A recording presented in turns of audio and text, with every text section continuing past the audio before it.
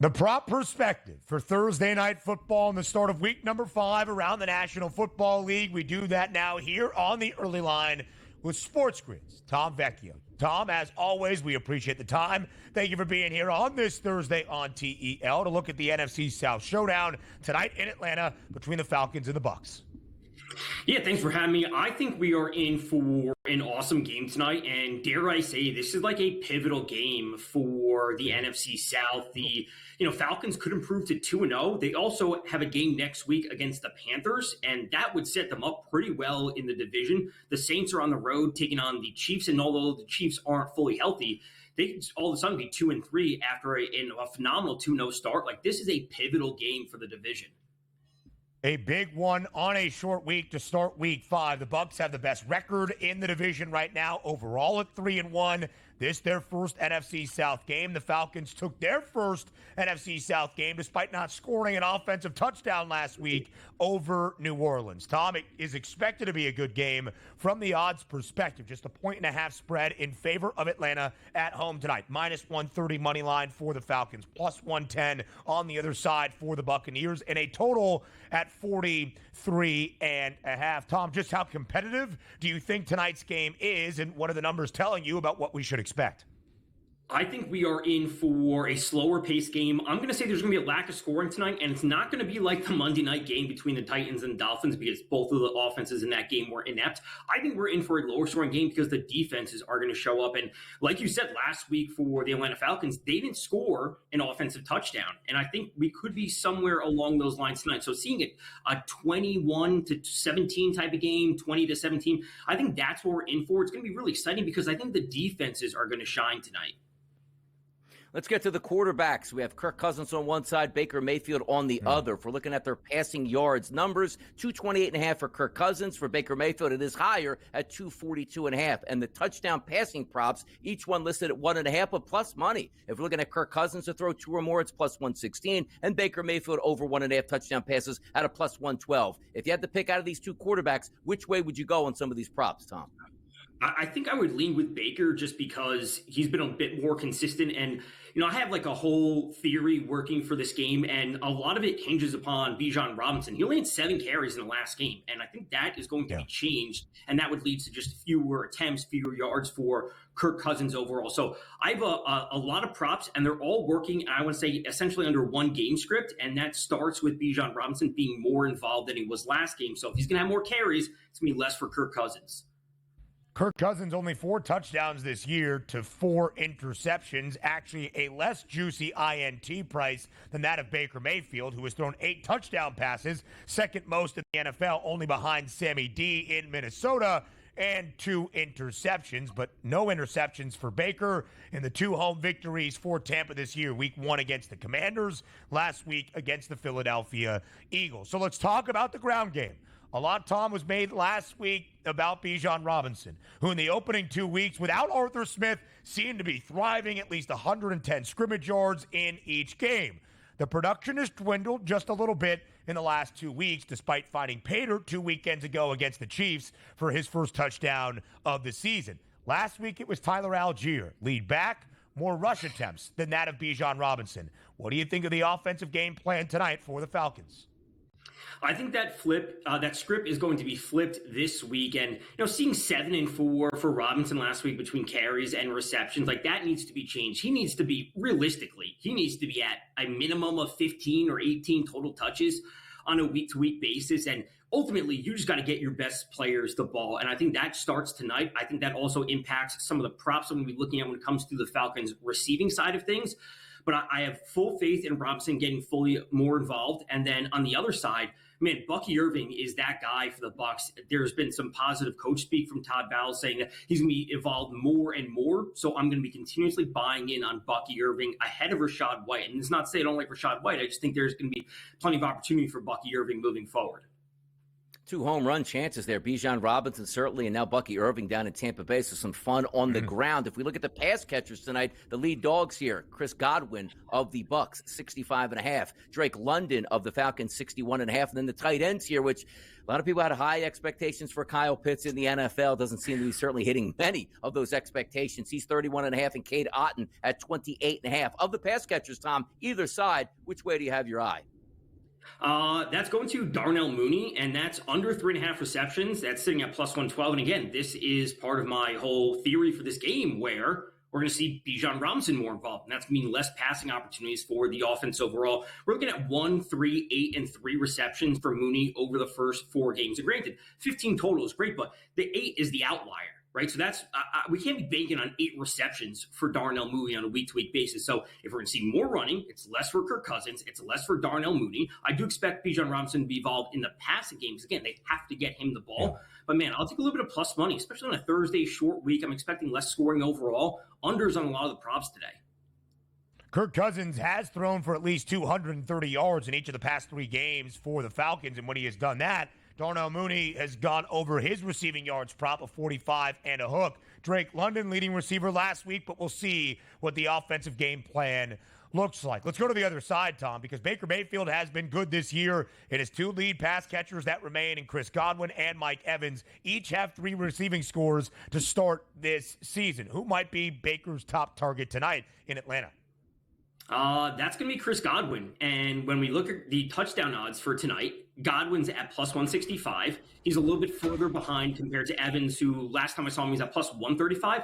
But Godwin leads the team with the 26.6 target share. Evans is at 22.7. Now, when it comes to red zone, Evans is up at 31. Godwin's at 25. As you'd expect, Evans is that big body red zone target. Going to the back pylon passes is kind of just been his thing. So although Evans is slightly ahead in red zone, I'm going to take Godwin, who has a better number and is literally just factually getting more targets overall compared to Evans. He didn't score last week. Give me Godwin for a touchdown this week. There you go. And as you see that graphic up there, Tom's top props. Tom, lay it on us one more time tonight, what we should be looking forward to between the action-packed NFC South tilt tonight.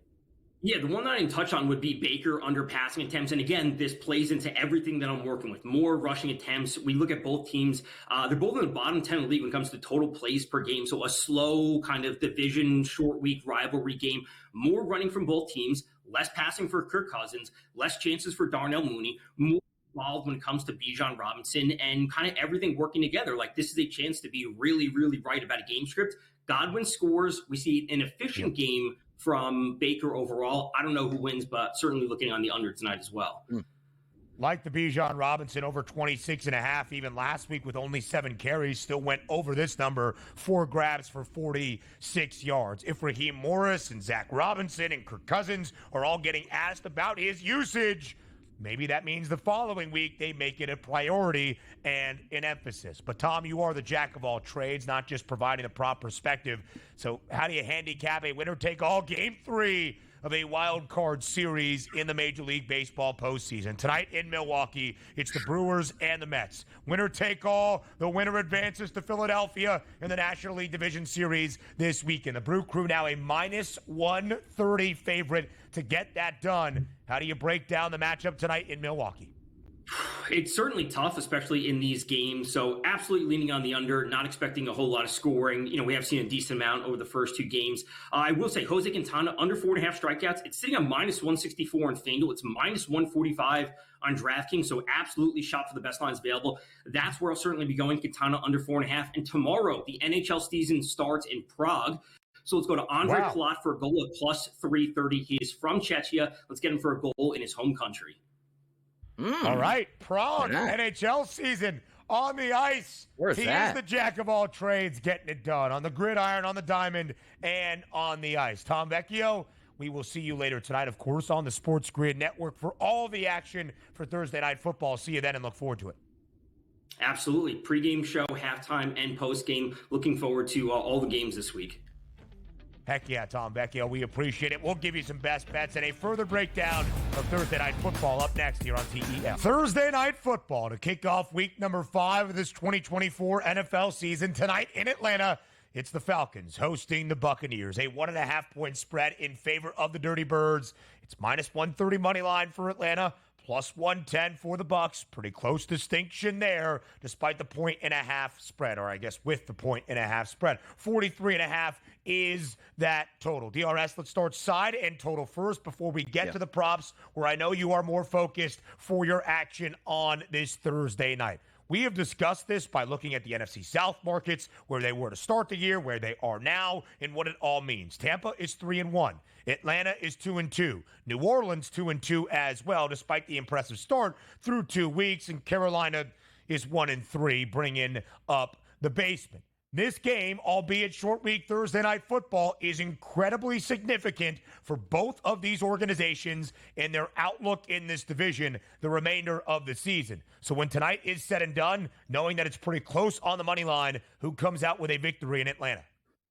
I'll give it to Atlanta, and also the key indicator there, right, -1.5, which means it's going to be a close game. You take a look at the first 4 games from the Atlanta Falcons' perspective, who I do think are going to win the game. I'll take the home team. 18-10 lost week number 1, beat the Eagles by 1 point week number 2, lost by 5. Some controversial calls down the stretch that went against Atlanta. So I say they didn't get the pass interference calls their way. And then last week, a 58-yarder to win, 26-24. I think we're going to get a close, hard-fought game. I'm going to lean on the home team here with the Atlanta Falcons, quickly on the total 43.5, slightly towards the over, but not real much feel on that. But I will stick with the Atlanta Falcons here tonight in this game.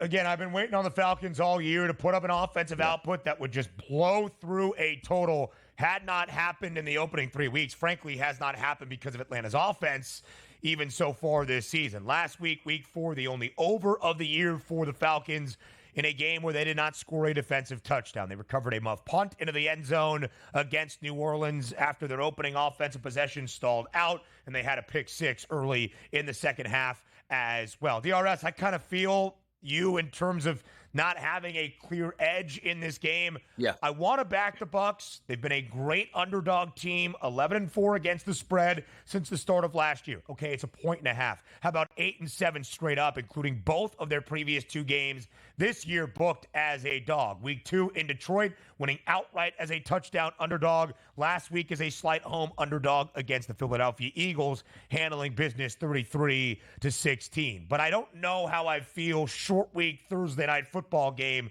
in Atlanta, where the Falcons have improved, I would say, week over week in terms of the overall organization, not necessarily Kirk Cousins and the offense. So speaking of Kirk, primetime game, the narrative will spin. It's the quarterback comparison against Tampa's Baker Mayfield, who has been darn good this year. 8 passing touchdowns, second most in the NFL, only behind Minnesota's Sam Darnold. What do you expect out of the QBs tonight in the A?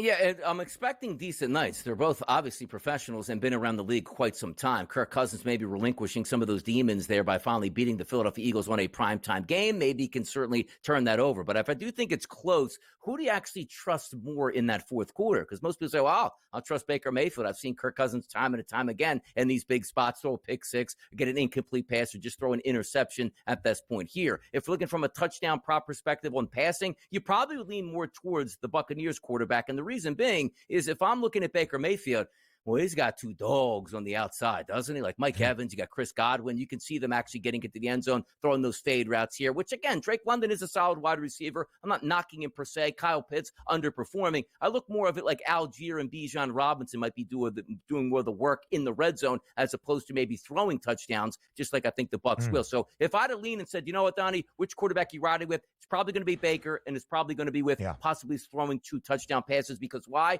I think he has better wide receivers overall.